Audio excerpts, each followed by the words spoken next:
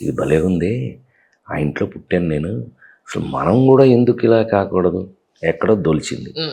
ఆ విధంగా ఇక ఆయనతో మాట్లాడటం, నేను సినిమాలోకి వస్తాననడం, ఆయన ఒక నవ్వు నవ్వి నీ బొంద నువ్వు అటు పెద్ద కాదు ఇటు చిన్న కాదు మధ్యలో ఉన్నావు, నువ్వు ఎందుకు పనికి వస్తావు, నువ్వు సినిమాని తీసుకెళ్ళి ఏం చేసుకోవాలి మేము అది ఇది అని అంటే, మా నాన్నగారు సరే మీ ఇష్టం అండి అని అన్నారు.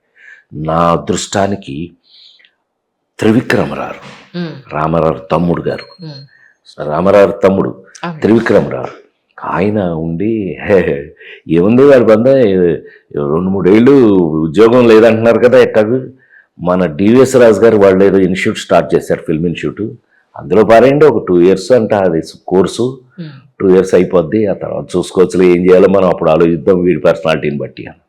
ఇదేదో బాగానే ఉందన్నారు రామారావు. ఆ విధంగా ఫిల్మ్ ఇన్స్టిట్యూట్ అండి ఫస్ట్ బ్యాచ్ నడుస్తుంది, అప్పటికి రజనీకాంత్ వాళ్ళ బ్యాచ్ నడుస్తుంది, నేను సెకండ్ బ్యాచ్. వెళ్ళి అక్కడ రామారావు అంటే రామారావు డివిఎస్ రాజు గారికి చెప్పటం, ఇన్స్టిట్యూట్లో జాయిన్ అవ్వటం, ఇన్స్టిట్యూట్లో నేను చాలా సీరియస్గా తీసుకుని, అంటే ఆయన ఆయన డిసిప్లిన్ కదండి, మామూలుగా టీచర్ కాదు ఆయన. రామారావు గారు వీడు ఏం చేస్తాడని చూసి ఆయన చివరికి నా గోల్డ్ మెడల్, చిన్న పావలాంత gold medal 4 languages, Telugu Tamil Malayalam Kannada 4 number 1 వచ్చాను నేను.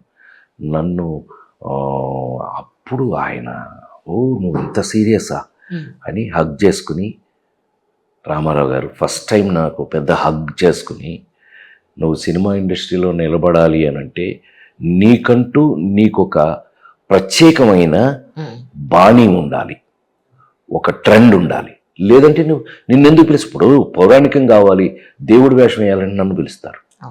ఒక జీవితంలో సమస్యలు ఏదైనా ఉంది అని అంటే బ్రదర్ నాగేశ్వరరావుని పిలుస్తారు, డిష్యూమ్ అని అంటే తమ్ముడు కృష్ణ అని పిలుస్తారు.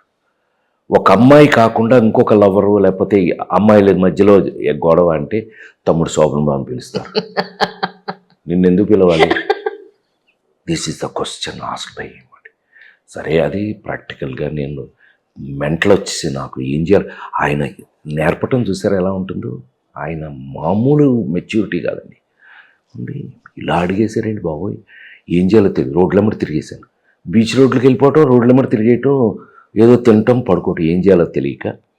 ఎప్పుడూ కూడా ప్రతి మనిషి జీవితంలోనూ దేవుడు మనకు ఒక రూట్ చూపిస్తూ ఉంటాడు, దాన్ని మనం అబ్జర్వ్ చేయగలిగి ఉండాలి.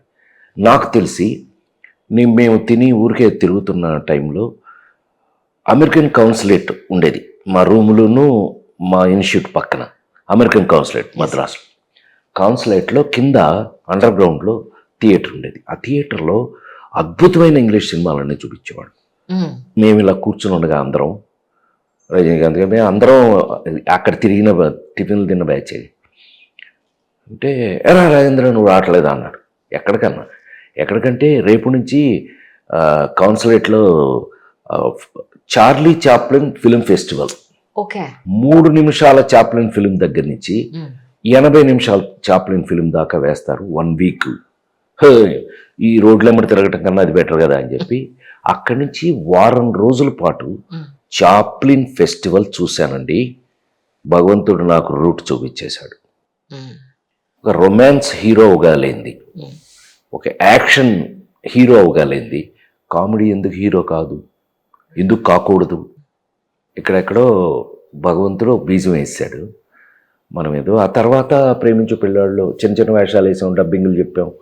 తర్వాత యాక్టర్ అయిన తర్వాత ప్రేమించు పెళ్ళాడు అని నన్ను వంశీ హీరోని చేశాడు. వంశీ చేసిన హీరో సక్సెస్గా అట్టర్ ఫ్లాప్. అతనికి పౌరుషం వచ్చింది, నాకేమో జీవితం మీద విరక్తి కలిగింది. ఇంకా అక్కడితోటి అయిపోయింది, నేను ఆల్మోస్ట్ ప్రొఫెషన్ అయిపోయింది అనుకున్న టైంలో వంశీకే మనం ఒక భానుప్రియని కవర్ చేయడానికి ఫస్ట్ హాఫ్ అంత బాగా సక్సెస్ అయింది ప్రేమించి పెళ్ళాడులో.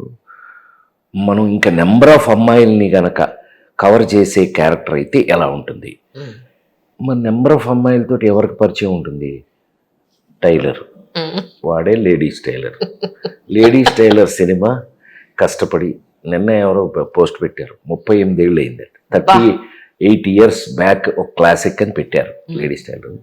38 సంవత్సరాల క్రితం చేసిన లేడీస్ టైలర్తో మళ్ళా నేను ప్రొఫెషన్లో ఇప్పుడు వెనక్కి తిరిగి చూసుకోలేదు. మొత్తానికి మచ్చ మచ్చ అంటూ ఆ మచ్చ జమ మీద చచ్చ. ఒక పాట. మచ్చ అంటే ఎవడు పట్టాడు? జమజచ్చ, జభాష, రాజభాష.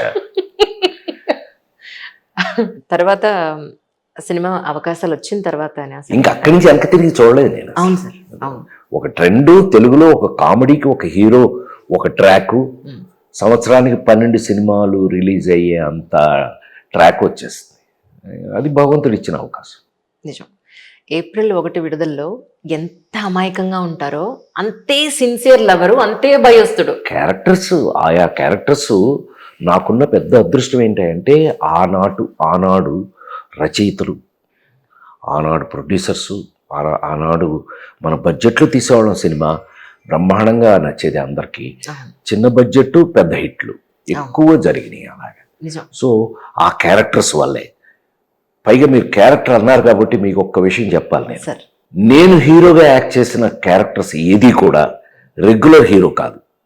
అవును. హీరో 10 మందిని కొడతాడు, 100 మందిని కాపాడుతాడు, ఆ క్యారెక్టర్స్ కాదు.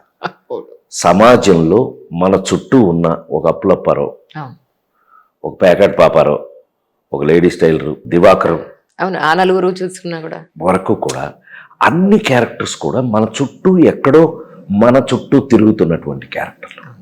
సో అందుకని ఏమని అంటే ప్రతి వాళ్ళకి కనెక్ట్ అయ్యి ఎవరి కాళ్ళే. ఇప్పుడు మీ బట్టి వాళ్ళు ఉన్నారనుకోండి, వాళ్ళ మామయ్య బాబాయ్ ఎవడో ఒకడు ఉంటాడు అలాగే. లేదు, ఆ క్యారెక్టర్స్ వాళ్ళు ఇదేంటో నా గురించి బాబోయ్ ఇలా కనెక్ట్ అయిపోయారు అందరూ. తద్వారా నాకున్న అదృష్టం మీ అందరి దగ్గర, మీ అందరి ఇళ్లల్లోనూ ఒక ఒక ఒక కంచం, ఒక మంచం ఎట్లా అయితే గ్యారంటీగా ఉంటాయో రాజేంద్ర ప్రసాద్ సినిమా గ్యారంటీ. అలా నేను మీలో ఒకటి అయిపోయాను. అది ఒక అదృష్టం నిజంగా. నిజం.